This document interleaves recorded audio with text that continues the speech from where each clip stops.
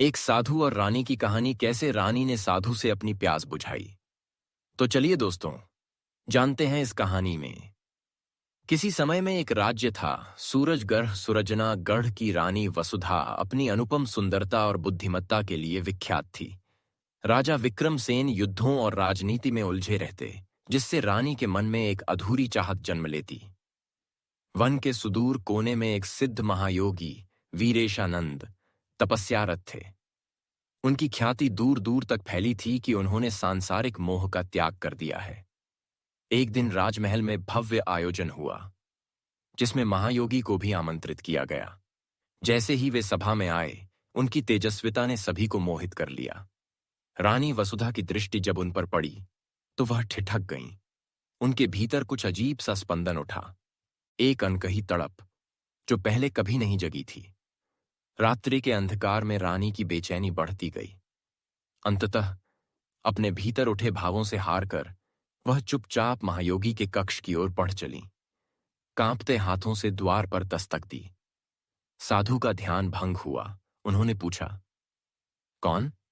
रानी ने धीमे स्वर में कहा, मैं वसुधा हूं, आपसे कुछ आवश्यक बात करनी है। साधु क्षण भर मौन रहे, फिर द्वार खोल दिया। कमरे में सन्नाटा पसर गया। दीपक की मध्यम रोशनी में रानी की आंखें साधु को टटोलने लगीं। महायोगी गंभीर स्वर में बोले, रानी, इस समय यहां आना उचित नहीं। रानी ने धीरे से कहा, महायोगी, मेरे जीवन में प्रेम का अभाव है। आपकी निकटता में मुझे अजीब सा सुकून मिलता है। साधु ने दृष्टि झुका ली। वे त्याग के मार्ग पर थे, किंतु रानी की वेदना और मोहकता ने उनके तप को डगमगा दिया।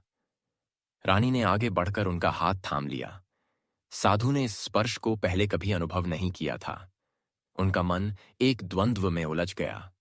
रानी ने कहा, क्या त्याग का अर्थ अपने हृदय की इच्छाओं का गला घोंटना है? महायोगी की सांसें गहरी हो गईं। उनके भीतर एक विचित्र आकर्षण जाग उठा था, किंतु तभी उनकी चेतना जागी। उन्होंने झटके से अपना हाथ छुड़ाया और कठोर स्वर में बोले, रानी, यह उचित नहीं। मैं एक साधु हूं, मेरा मार्ग भिन्न है। यह क्षणिक आकर्षण तुम्हें केवल दुख देगा। रानी की आंखें छलक उठीं, स्वर कांपा, तो क्या मेरी इच्छाएं अनसुनी ही रह जाएंगी? साधु ने अपनी आंखें बंद कर लीं और मंत्रोच्चार करने लगे। धीरे से बोले, वासना को प्रेम मत समझो रानी। प्रेम त्याग में है, अधिकार में नहीं।